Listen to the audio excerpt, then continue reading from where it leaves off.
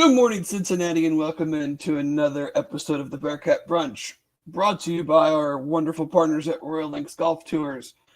With the Ryder Cup wrapping up today in Italy, Royal Links Golf Tours, in celebration of that, is offering an incredible 8-night, 3-round of golf couples trip to Italy next September.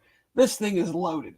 There will be a boat tour of Lake Garda, 4 winery tours, a day in Venice, a tour of Florence, half-day Tuscan cooking class, a day in Parma, and then obviously 3 wonderful rounds of Italian golf. Royal Links Golf Tours is a golf tour specialist offering unforgettable golf experiences to Italy. Their custom itineraries are more than golf trips. They're immersive cultural and country experiences that will surprise and delight you both on and off the course.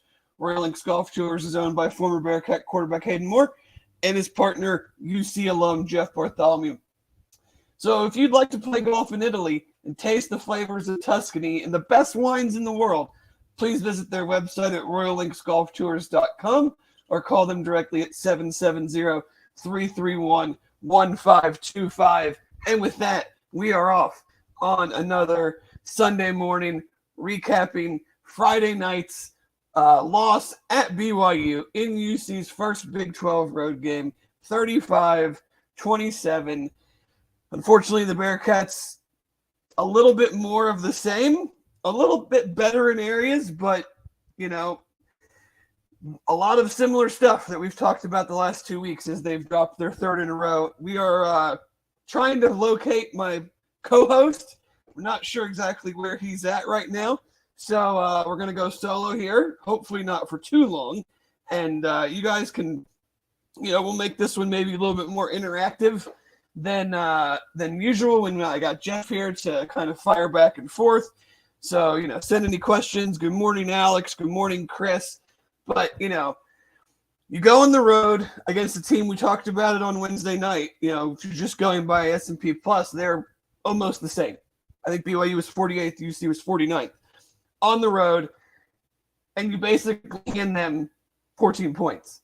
And UC is just not in a place right now, whether it's talent, execution, depth, inconsistencies, luck, where you can afford to do that in a conference game on the road. You have an interception return for a touchdown.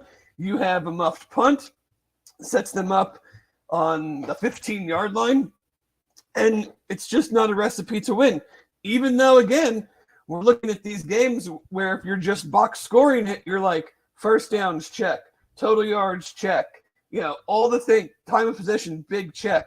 But you still have some of the same problems. 2 red zone field goals, a couple misses on fourth downs. Mentioned the interception. That one seemed to be maybe a little bit of miscommunication and also just a little bit of, like I said, luck. The DB is playing zone and is when he's not really supposed to be. And, it's a bad throw. Emory Jones has to cut down on his turnovers. I mean, there were other guys around there. It's not like his guy was wide open and it was just a play that you don't expect. Like, I'm not sure it was a great decision in general. You get pretty good games on the ground from both Corey Kiner and Miles Montgomery, plus another good game from Emory Jones on the ground. You're well over 200 yards rushing. It's just, it's frustrating when you feel like you're making progress, you're getting closer, but then you have these same type of things that pop up. Offense has been the story, but, defensively, you play an exceptional first, 39 plus or 29 plus minutes, and then give up a touchdown drive in roughly 30 seconds. I'm not big on the prevent defense, so to speak. On that first down play that started the drive, they only brought 3 and didn't get to the quarterback, and I kind of didn't agree with that in the moment. They didn't get any sacks on the day, which is an alarming stat to begin with, but they, at least in the first half, they were making them uncomfortable. They couldn't run the ball. They had got them into the one-dimensional aspect of the game that we thought they were going to get into. And then you kind of hang back on that first down play, and it results in, a 23, 24-yard gain. And then on the second play, then I'm kind of like, okay, they got something out of it. Maybe now, like, play a little bit more coverage. And on the second one, they brought pressure, didn't get there. And, you have another 24-yard play. So now they're in business, get a pass interference, and then just totally blow a coverage on kind of a switch route. Two guys, the two outside guys ran post slants, whatever you want to call it. The inside guy looped behind them, and it just got totally missed. And you give up an easy touchdown in a game that, it's 10-7. You're still kind of shooting yourself in the foot in certain areas, but you have the lead on the road. They haven't really stopped you moving the ball. You're just getting bogged down again in the red zone and on fourth down, and you're down. And then to start the third quarter, you go 3-and-out, and they go right down the field, and on 3rd and 13, you give up a 27-yard touchdown run. It's just the frustrating things that continue to pile up on this team when you see glimpses and you think that they're doing things a little bit better. The long touchdown to Chase Roberts is, Keith Slovis was not throwing him the ball. He made an incredible play to break whatever route he was running off to dart in front of Brian Threats, who would have had an interception, who was playing that he's not expecting that receiver to change that route and make that move to get the ball. And those are just kind of the shake your head moments when you're in these kind of losing streaks and in these kinds of spots where you can't find consistency, that you just go, when it rains, it pours, so to speak. And, oh, hello, Jeff. Good morning. Good morning. How are you? Tired. Tired. Yeah. I hear you. Tired of a lot of things. Well, I'm glad you could join us. Yeah. How are we? We're hanging in there. Just kind of doing a quick little recap of how things went, and more of the same. Some areas definitely of improvement, but I said, when you're playing a team that you're, on paper very, very, even with from a data and analytical standpoint, and you basically hand them 14 points, and then you still have some of your same issues, 2 red zone field goals, inconsistency on fourth down. They were much better on third down Friday night. But it's hard to get wins when you're playing very like teams and you're making those type of errors. We didn't force any turnovers. We didn't have any sacks. Like, those are the things we're supposed to hang our hats on. We dominate defensively until the very end of the first half, and then yes, a little luck is involved, but then you give up 3 straight touchdowns. And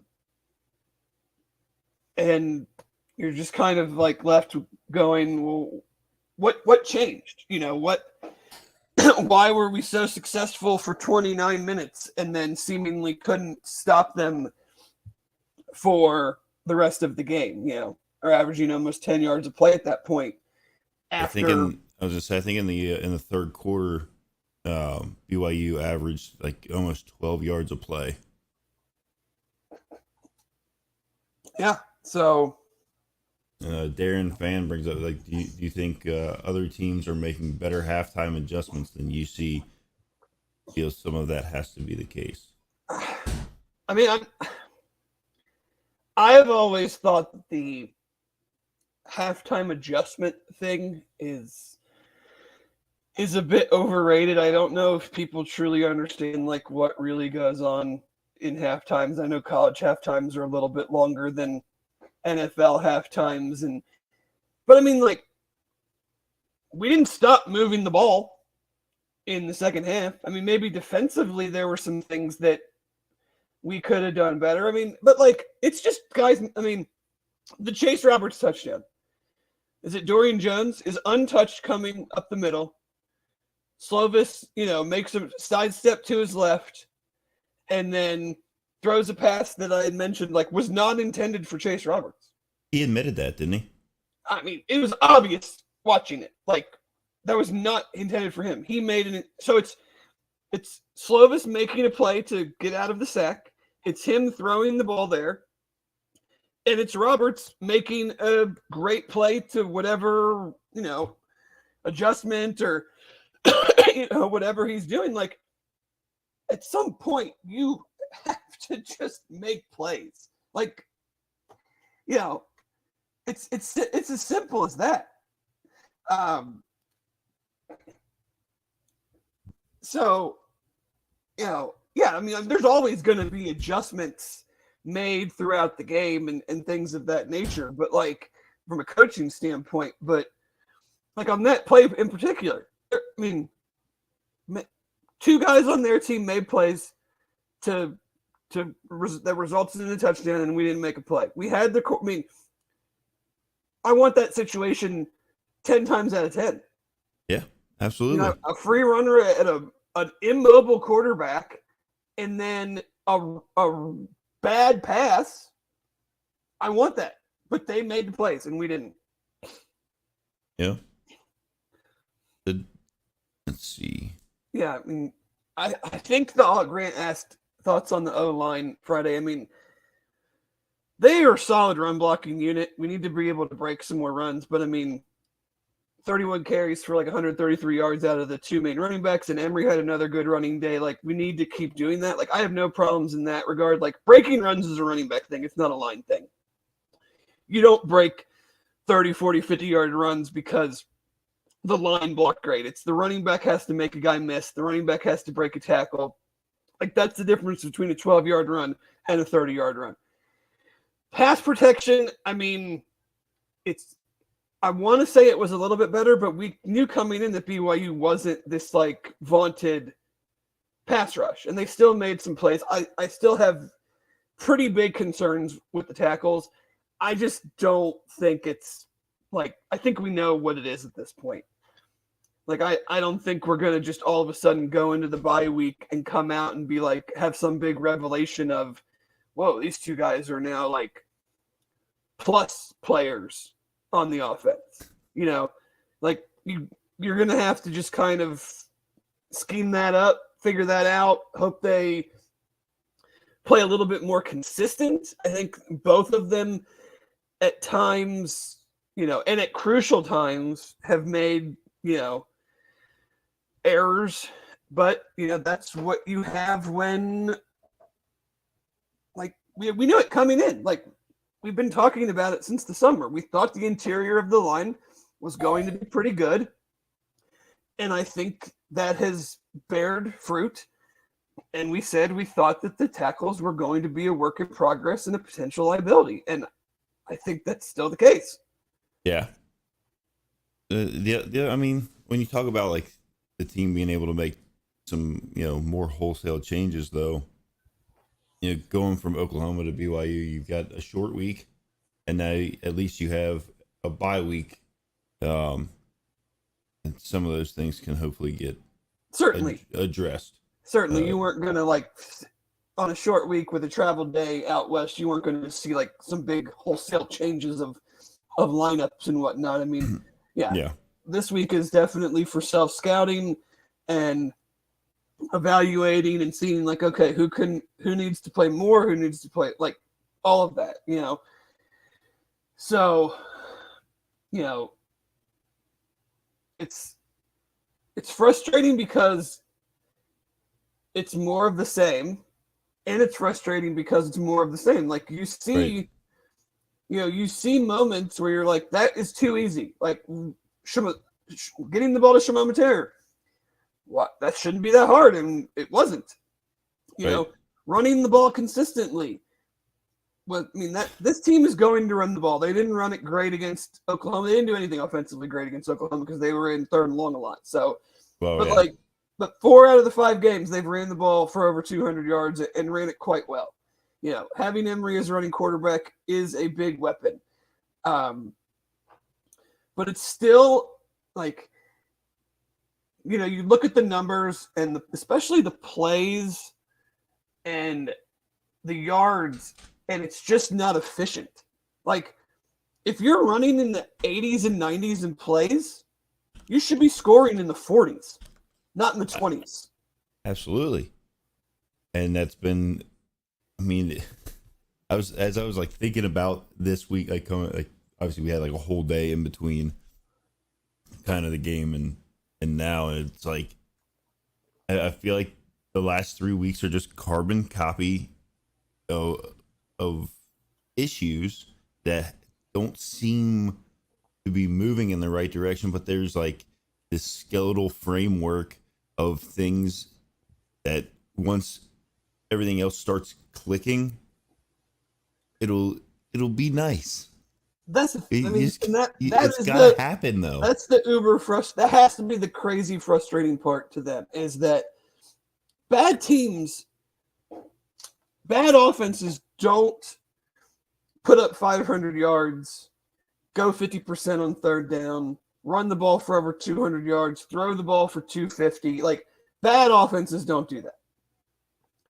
So it's hard to say it's a bad offense, but then good offenses, when they do what they did, they score 40. And that's what happens when you kick two more red zone field goals. Good offenses capitalize on that type of yardage, that type of rushing. It's just too hard for them. Even on their scoring drives, it's too hard. It's too long. You have a 6 minute. I was trying to look at this earlier. You had almost 7 minute touchdown drive, which, if it results in a touchdown, I don't give a crap at this point how long it takes. Right. And the other ones actually weren't bad. The 2 touchdown drives late, 1:54, 1:10. I know the last one you're trying to go as fast as you can, but scoring is more important than anything. The Chase Brown field goal in the second quarter, 2.5 minute drive.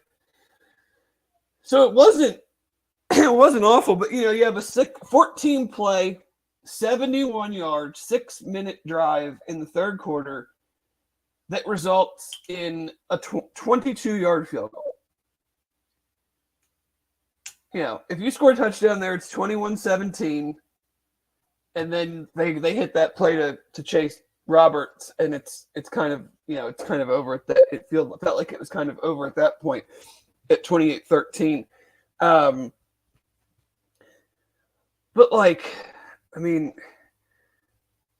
it's frustrating. You would think, right? You would think laws of averages have to bear out at some point that if you keep gaining 500 yards, you keep having 20-something first downs, keep having the ball for 30 plus minutes, that eventually you're going to convert those field goals into touchdowns. You're going to pick up a couple of those fourth downs again. Like we've said before, you can not like the play, you can not like the execution, but it's a problem, and so it's on everybody. Yep. And you would think that this week is going to be a real deep dive into all of those situations and looking at all of those play calls and all of those executions and seeing, okay, is there any pattern here? Are we calling very similar plays? Okay, if we are, why? Because we're not executing them. Or are they just bad play calls? Or is the same guy or same two guys not executing? Okay, well then don't call that play. Don't put them in that spot. The axiom is always from coaches. It's our job to put the players in the best chance to succeed. Well, okay, maybe a fourth down quick swing pass to your tight end is not the best play to put your players in a position to succeed. Because I feel like we've seen that a couple times and it hasn't worked yet. whether it's been down by the goal line on like a scoring type of play or on fourth down. And then the play. Oh, I want to say it was maybe towards the beginning. I was in and out of watching the game, so it was down on the goal line, like the short side of the field, rolling out, trying to like you already have issues in like when the field's compressed, and then right. When the field is that compressed and you're on the goal line, then you want to move to you're going to start moving to the short side of the field on a rollout and compress the field even more. And I realized the pass should have been caught, but like, why are we doing that to ourselves? Right. Yeah, I don't know if you need to take more of like comparing it to the Bengals almost, like spread them out and shotgun run and just go like, you have a big back, you have a quick back. Like, it's like we don't throw the same, it feels like we don't throw the same type of passes when we get, and obviously you can't to some extent, but like there's no quick slants. There's not been a jump ball to D. Wiggins or Xavier Henderson down in the short red yet. And I feel like that's a throw and play that would suit Emery's, ball placement accuracy ability a little bit, and also given their size, like, I'm not a fade guy, but like a stop route where you just kind of like box the DB out and throw it to the sideline, like back shoulder it where it's either completed more than likely or incomplete. And there's just some stuff that I'm just not really understanding. But then at the same time, you're like, I'm looking at this. 26 first downs, 242 net yards rushing, 5.1 yards a carry. Just the yards per attempt is not great. 6.9 it's not bad, but it's not great. But you look at BYU and it's 9 yards an attempt, 16 yards of completion. But we have 498 total yards, 84 plays, 5.9 yards a play, 7 penalties. Again, we got two defensive pass interferences, a crucial false start down inside the red zone, and the 2 turnovers. You can't.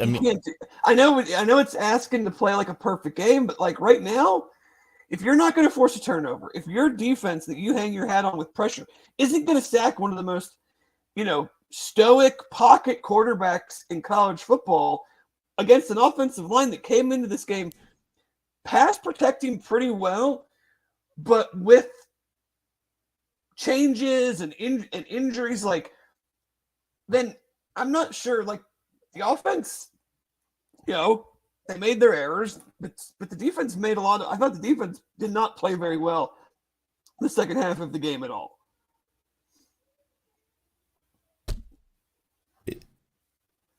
If you look, the Bearcats are averaging 490 yards a game, which puts them third in the Big 12. And here's the line we love to use is like, if you would have told me that, I would have thought that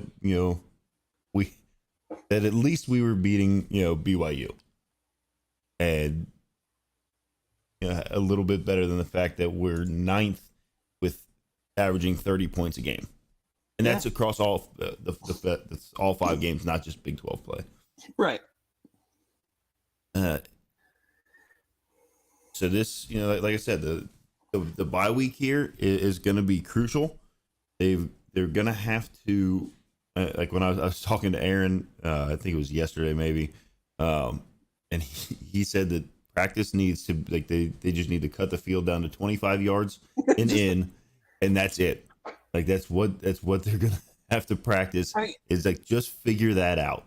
It's hilarious, but like part of it is like I understand because you need to build some confidence. You need to run some plays that these guys can feel good about in those areas because they clearly don't have issues otherwise. like you're not going to go up and down the field every single drive. So like, yes, there will be punts and whatnot, but like for the most part, they move the ball not at will, but fairly easily until they get the ball down to the 25. And so I don't know, maybe you do have some more periods where you're just working red zone stuff and you're really just trying to hone in on 5, I don't know what the number is, plays that you feel like these guys really know it and they feel like they, you know, have confidence. Like I think they don't have confidence down there. Like whether they don't have confidence calling a good play, whether they have confidence executing, like it's just very hard to understand how you can have really solid run lanes and really solid run game and really solid quarterback running until you get down there. And then it's like, I know the space gets confined and everything, but you know, it's, I know we talked about it a little bit last week. Like, I don't know if once they get down there, if Emory's like clock shortens up, if everybody else is like, it inherently does because you just have less space. So like, there's not. And then that's obviously causing some, inefficiencies in what is going on. And that, I mean, that's pretty blatantly obvious that once they get down there and the game kind of speeds up and gets into the tighter areas, they aren't accomplishing the things that they're setting out to do. And it's obviously led to, 3 losses in a row. Yeah. I mean, Crypt Keeper asked if we think Emory is a first-read quarterback. I think that's kind of hard to answer because I'm not sure how much time he has to get to, if you're really asking him to go 1 to 2 to 3 back to 1 or whatever, like how many plays do you think we have where he has the opportunity to really read it out? Yeah, most quarterbacks in college are not going to be doing that. Either they're not good enough, they don't have the number of receivers that can win, consistently to where if my first read is covered, my second or third read is going to be open and I can get to him. I don't have, personally understanding what I thought he was coming in. I don't have a ton of problems with how Emory's played. I think the issues are beyond. I mean, no, you're not sitting here. At least I'm not sitting here going, man. If they just had better quarterback play, all these times that they're not converting on 4th and short or not converting in the red zone, they'd be converting. That's a hard sell for me. Could he be better? Sure. Can he cut down on turnovers? Absolutely. Like whether it was a great play by the DB or a receiver fell down, whatever, like I don't think it was a great throw. So like you can't really put the ball there to begin with. Yes, you can cut down on turnovers. But like other than that, I'm not seeing like a lot where I'm like, geez, this guy is like holding the offense back. Like, yeah, they're ready to break out. They're ready to break out if only the quarterback was playing better. There's a multitude of issues that are leading to where they're at now. And like I said, you can watch these games back in, I know Marcus mentioned like taking out like the EKU game or whatever, but which I have no idea how you would do that. Yeah, but like if outside of like kind of manually maybe. Well, but that would just be like the raw stats, less of like efficiency and things of that. I would have those formulas that other people way smarter than me. People with much larger brains than I have, but the skeleton is there. Like the skeletal things that you need to have like a successful team and all of those things are there.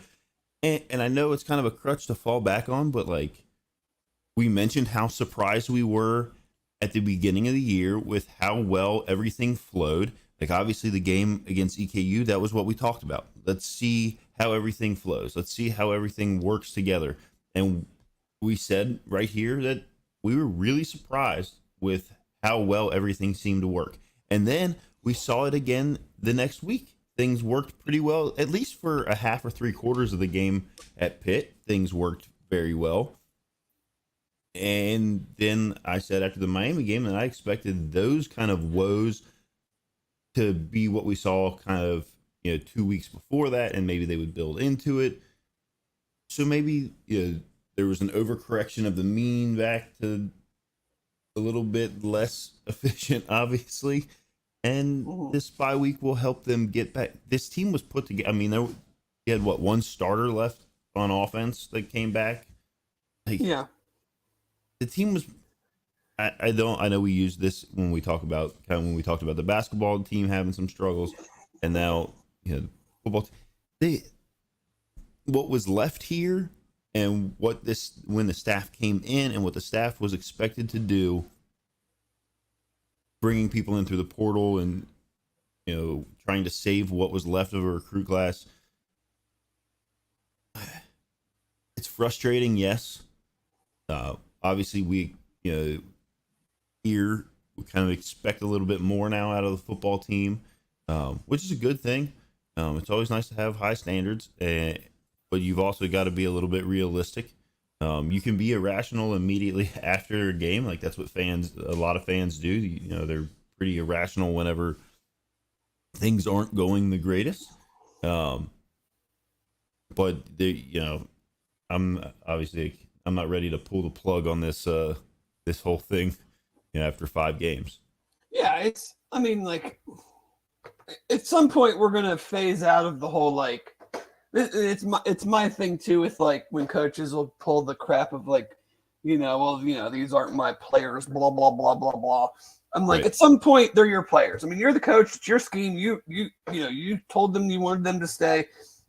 Like, I hate that. And then at some point we're gonna have to stop with the whole 10 new starters and whatever. Right. Bye week, figure it out. Just figure it out. Very few teams come from one year to the next in a perfect situation, and certainly not when you have a coaching change. And I don't want to hear no more excuses. Figure it out. Yeah. You've had all summer, you've had all fall, you've had 5 games. Let's do it, because like we said, the stuff is there, and you keep having the same inconsistencies. So it's time to if you can't figure it out, then maybe then you got much bigger problems. Right. Andrew makes a good point over here. He says if you gave fans true serum, you'd think they'd be 2-3 at this point. Obviously flip the Miami win and the Pitt loss. That's probably true. And then BYU, I think everybody thought was a coin toss game. But things have happened in front of your eyes. So right. The reality is not we can, again. Yes, I had them 2-3 at this point. I had them beating, in our preseason thing. I thought they'd lose on the road at Pitt. I thought they'd lose Friday. I thought they'd beat Miami. But that doesn't change that. We've seen what it's looked like now, and I think that's why you're more not discouraged, but just frustrated, because you shouldn't have lost to freaking Miami. They barely beat Kent State yesterday, and you could have won yesterday's or Friday's game too. So it's all the things that we talked about in the summer. You can't say they're moving the ball and blah blah blah, and then use that as reason for them to fail in these other areas. Either it's 10 new starters are the problem, or they're not. Right. It's not. It doesn't seem to be a problem when they're in the 35 yard line from the 0 to the 20. But it's a problem when you get to the 25. I got a joke that I won't use, based off the last few years, but it can't be both. It can be frustrating though, Dave. And that's what it certainly is, because we're 5 games in. Corey Kiner's on pace to rush for almost 1,000 yards. Xavier Henderson's on pace to have almost 1,000 yard receiving. season. Emory Jones is on pace to rush for 700, 800 yards. Miles Montgomery's on pace to rush for, like, we talked about the numbers that Louisville typically has when they have a good offense in the past and a running quarterback. They've had, over 2,000 yards rushing with three guys, usually 800, 600, something like that. And we're right on that number. But we can't score any damn touchdowns. And that's the only thing that really matters. Yeah. I mean, you can say oh, you lead the Big 12 in this, or you're towards the top of the Big 12 and all these other stat categories, but when you aren't leading in the points scored in each game, this is where you're at. And I certainly I'll be interested to see what comes out of the bye week. We're going into Iowa State, obviously, on some of the other shows here on the old Bearcat Journal Network. That'll get a little bit more of a deep dive, but they allowed 50 points, I think, yesterday to Oklahoma. We obviously did a little bit better in that category there, but we've got probably maybe four or five games in a row that are very, very winnable, and also very losable. I mean, you can lose them all. You're right. Yeah. The bottom line is they can win outside of maybe Kansas. If Jalen Daniels plays, they can win every game left on their schedule. But if they don't score touchdowns, they're going to lose every game left on the schedule. I mean, it's really simple as that. Yeah. I mean, they can rack up as many yards as they want, and if they're not ending those drives in the end zone, then we're going to be sitting here every week talking about it. A road game on a short week where you travel by 8 points because you lose the turnovers 2-0 and you kick 2 more red zone field goals.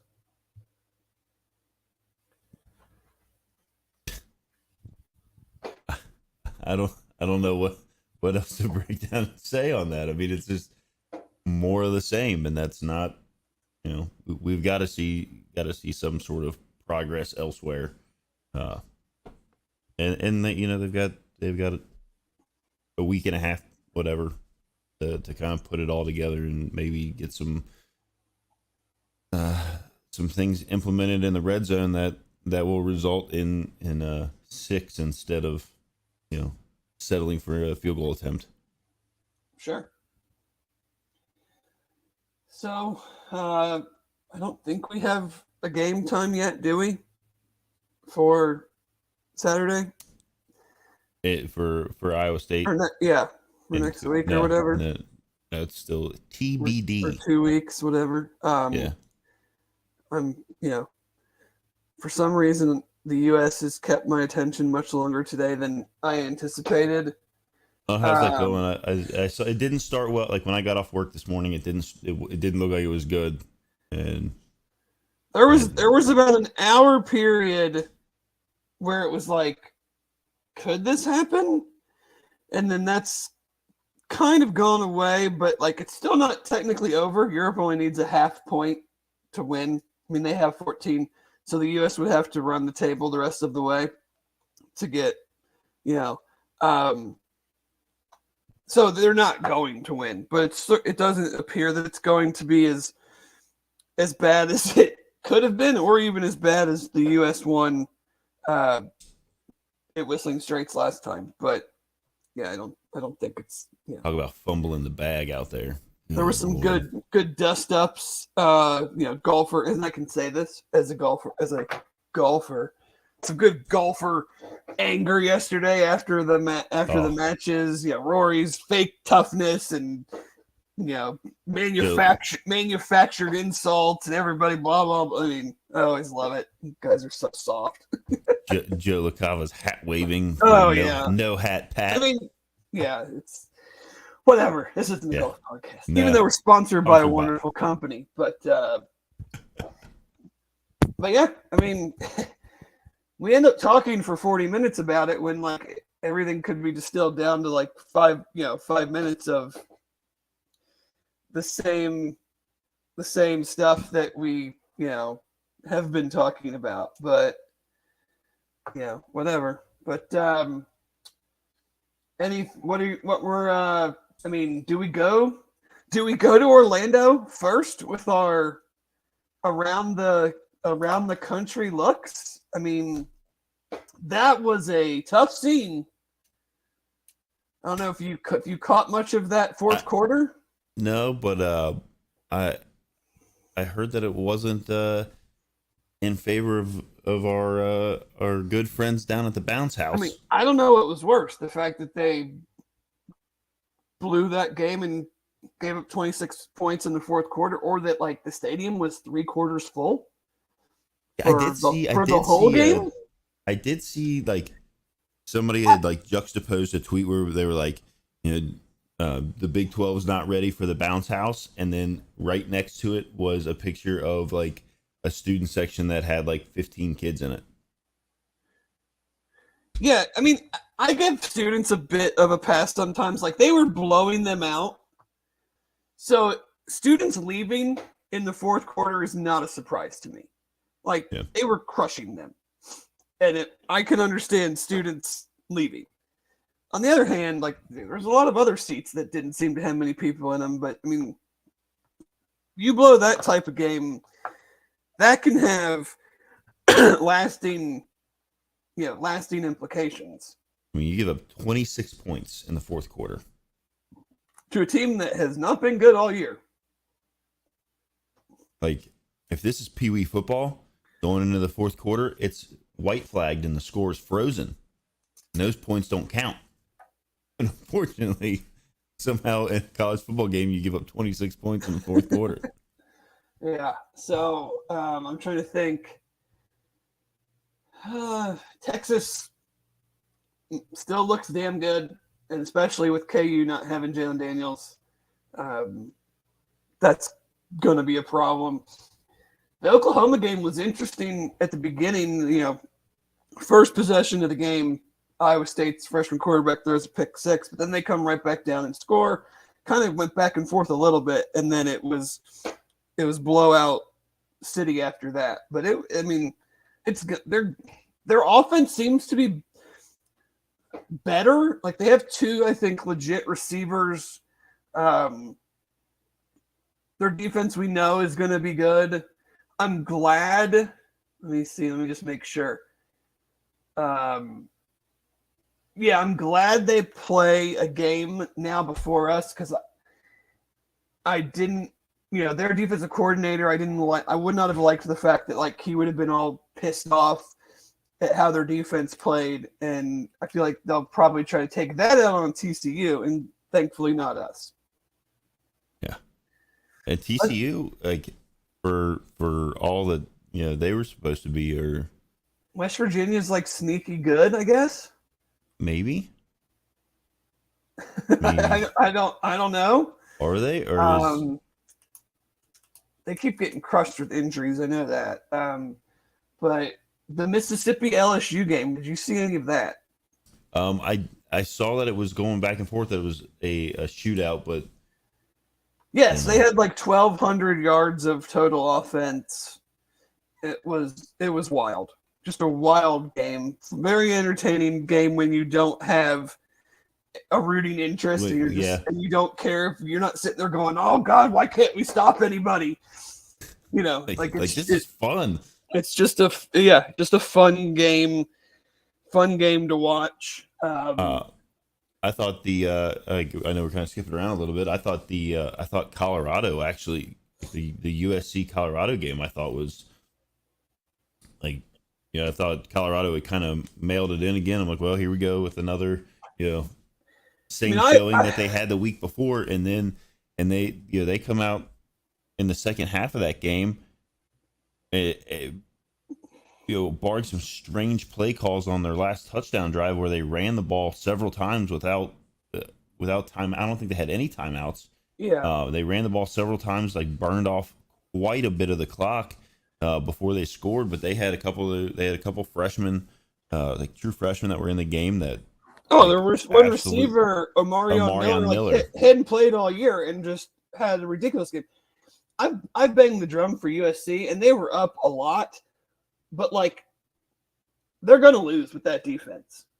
Yeah. Like they're gonna lose to Washington, or I don't know who they play in the Pac-12, but Washington State, Oregon State. One of those teams is going to beat them if they keep playing defense like that. Yeah, but that Amarian Miller made some, I mean, just insane catches. Like Shedeur Sanders was slinging the ball pretty well. He had some pretty accurate throws that were on the run, and that I thought were pretty impressive. Then they got a DB that when they kind of showed him, he's real long and lanky, and I was like, yeah, Cormani McClain. He was the number one defensive back in the country. I was like, did somebody like kind of carbon copy like Sauce's body style over there? Yeah. He was pretty impressive as well. And I know they talked about him. Obviously Alabama would thump Mississippi State. That wasn't anything. Oklahoma hung 50 on Iowa State. We talked about that. Your Vols. Was there an injury in that game? In which one? I'm sorry. With your Vols? To who? I don't know. I just read something where somebody had mentioned that they were. One of the wide receivers, Brew McCoy. His leg went a direction that it's not supposed to go. Got it. So. Oh, what about the University of Kentucky Wildcats and their running back with 280 yards? Makes us losing to Florida look even shittier. 33-14, and 26 carries, 280 yards, 3 touchdowns. UK's running back. Yeah, Vanderbilt transfer Ray Davis. That's quite the stat line. Yeah. I don't know what else. I don't know if there was anything that was like. I'm trying to think of anything else. I was a little surprised Arizona hung with one. It wasn't on. It was on Pac-12 Network. Yeah. But still haven't seen Washington's offense, even though I'd love to. Right. Well, find whatever streaming service that they, offer for you to watch it. I feel awful for Duke and Riley Leonard. Oh, that game. That was 4th and 16. You give that up. But what about? And then he gets hurt. Oh, I haven't heard the severity of it. Obviously, he was on crutches after the game. But you're having a great season. You have the chance to get a win. You give up the 4th and 16. You give up the touchdown. You lose, and then your quarterback. You lose on a strip sack that then his ankle twisted in a way that it's not supposed to. That was like the double whammy of yeah, not what you want there. And Notre Dame, like, to their credit, like, they minus the injury part, they kind of lost that way last week, and then kind of come down, and the 4th and 16 run by Sam Hartman was something for the legends, as they say. He got rocked pretty good when he jumped for the final 3-4 yards. Like, there was 3 Duke players that were waiting a yard and a half past the sticks. I have to admit, I didn't see it. I fell asleep on the couch and then woke up as they're going for 2. I'm like, I guess they might win. It was crazy because it's it's 4th and 16. You're like, okay, there's no way, no, this isn't gonna happen. He steps up in the pocket and then he starts rolling out, and he very clearly was gonna obviously do what you want a quarterback to do on 4th and long, which is at least get the ball in the air and give somebody a chance. Yeah, and somehow everything from the not even the hash, but the center of the field all the way to the right side, there was not a single Duke player anywhere around. Ugh. and he took off running, and then there were 3 Duke players that were about a yard and a half past the sticks, and then one that came in from the side, and he jumped and got. I mean, he got hit pretty hard. But after that, once you complete a 4th and 16, when you convert a 4th and 16, and in that fashion, they were like 3 for 14 or something, or 2 for 14 on third down conversions in the game up to that point. So obviously they didn't get the third down, and then they get a 4th and 16. I mean, yeah, it's the thing. It's like Duke's defense was nails all game, and then oh god, I hate that. Yeah, but I like it for old Marcus Freeman though. Yeah, I guess. I just I like to see teams that have been not great come up and have a good year, and then and then to have it happen like that and end like that, and with your quarterback and everything. I was gonna say with the loss of Riley Leonard, I mean, like Duke has been playing good football. Yeah, I mean that's the thing is like good football, and then you lose Riley Leonard, and I don't even like I don't you think lose anybody the game, but he's still healthy. Like you can still go on and have maybe the best season in Duke history. I mean, I don't know their history, but without him, I find that hard to believe. I can't imagine that. I mean, they would have obviously Florida State in 2 weeks or 3 weeks. They have a bye week here, so they do have a bye week. So maybe if it's not as bad as, but he came out on crutches. I mean, it was just but yeah, I mean, you're looking at probably like you said, you don't know their history totally, but like you would think maybe a 1-2 loss season would be up there with the some of the best seasons that they've ever put together. Yeah. And I think that was something that they could have done. Obviously, without Riley Leonard, doesn't seem likely. But I don't think there was anything else anything earth shattering, noteworthy. Desmond Ridder is in action today. He's probably glad that it's an early game and a lot of people aren't watching because he's not playing very well. Has an interception for a touchdown, another interception. They're down 17-0 last I saw. Are they in London?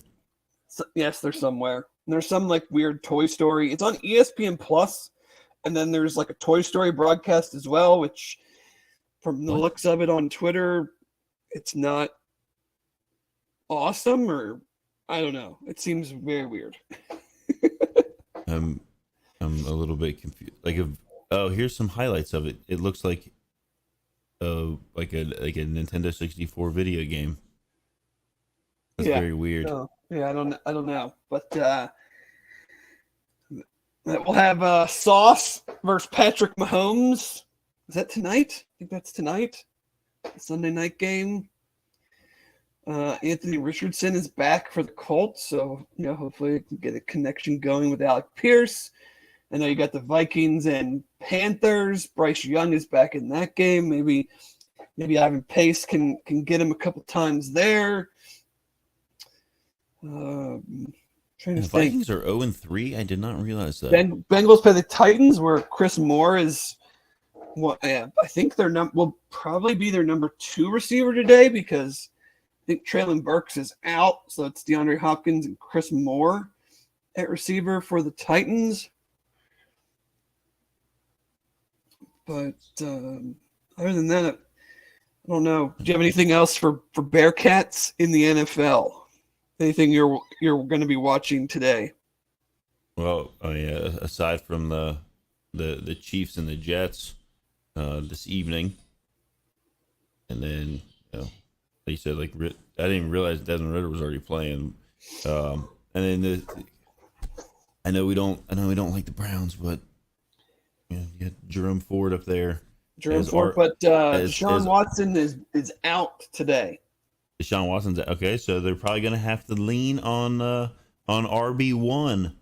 The Dorian Thompson-Robinson, Jerome Ford, Kareem Hunt attack. Didn't think you'd be saying that about the Browns October 1st. Well, that's... Why is Deshaun Watson out? His shoulder. Suspended? Something's wrong with his shoulder. Oh. Make all the jokes you want there. You should probably get that looked at.